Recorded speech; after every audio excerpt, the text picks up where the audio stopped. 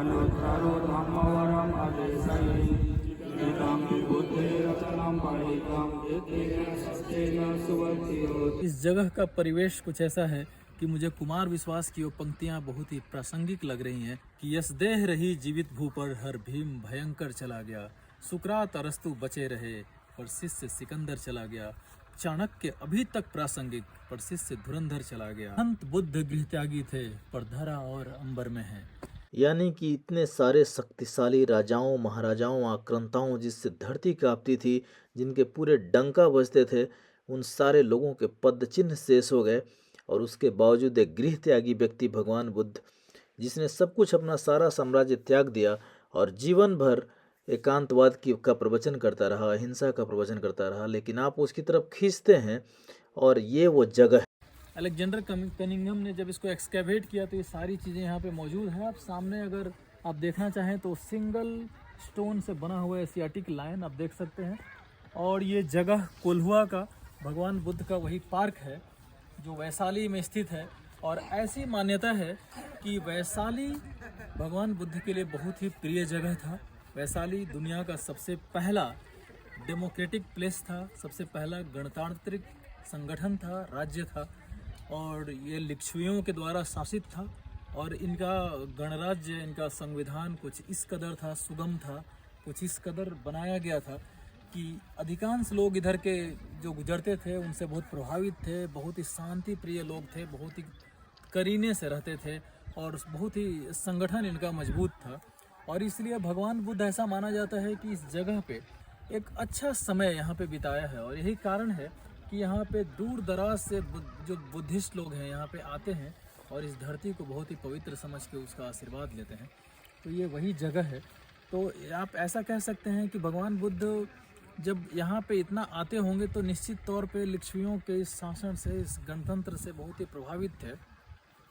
और इसलिए ऐसी मान्यता है कि अधिकांश बार भगवान बुद्ध बारिश के मौसम में यहाँ पे अपना समय गुजारना बहुत ही अच्छा समझते थे।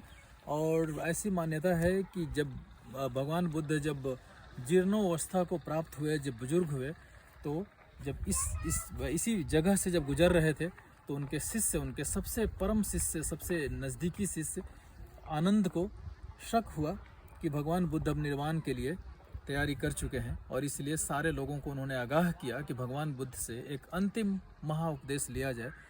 और बहुत ही विनय के बाद भगवान बुद्ध ने अपना अंतिम उपदेश इसी जगह कोल्हुआ वैशाली में दिया है।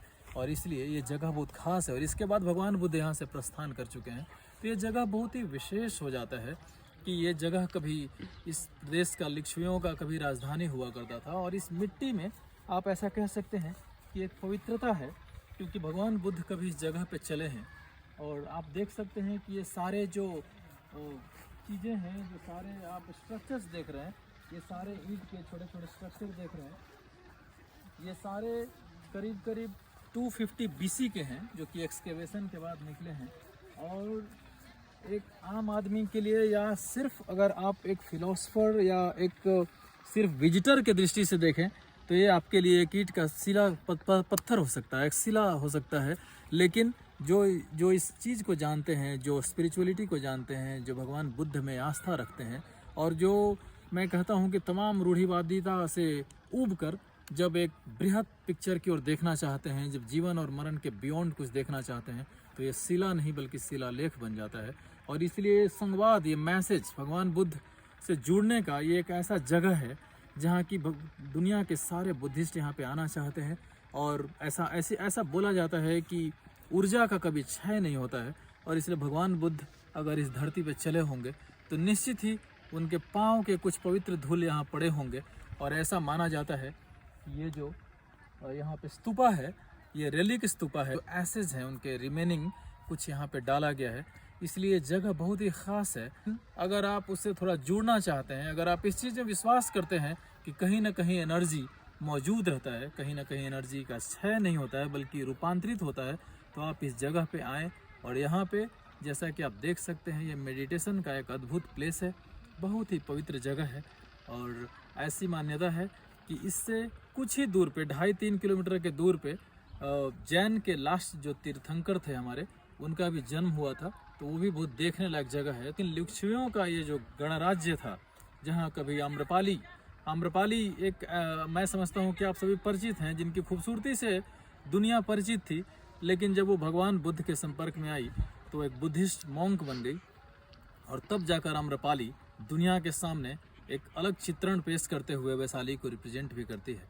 तो मैं समझता हूँ कि आप इस जगह पे आएँ जहाँ भगवान बुद्ध, महावीर और आम्रपाली जैसे लोग और भगवान बुद्ध के तमाम जो शिष्य हैं वो सारे श्रद्धालु यहाँ पे कभी रहे हैं, कभी जिए हैं। इस जगह पे आप आएँ और बच्चों को लाएं, और मैं समझता हूँ कि इस जगह से अपना एक जुड़ाव रखें, क्योंकि ये जगहें ऐतिहासिक हैं। ये जगह ऐसा है जहाँ पे लोग तमाम मटेरियलिज्म से दूर हटकर एक शांति की खोज, एक चिर प्रतीक्षा जो बोलते हैं, उसकी तलाश में उन्होंने पूरा जीवन लगा दिया। और भगवान बुद्ध जो है इसी इलाके में घूमते रहे और करीब 40 वर्षों तक लगातार प्रवचन करते रहे। तो ये जगह बहुत ही पवित्र है। इन्हीं शब्दों के साथ बहुत बहुत धन्यवाद। वरो वरन्यो वरदो वरारो अनुत्तरो धम्मवरम अदेशयि इदं बुद्धे रचनं पठितं एतेन सस्तेन सुवर्तिहोतु इदं पुराणं नवनति सम्भवतु यद्चित्रयति भवत्यं एतेन वीरा अभिरुद्धि संग्राहि पठिता इदं संगे रचनं पठितं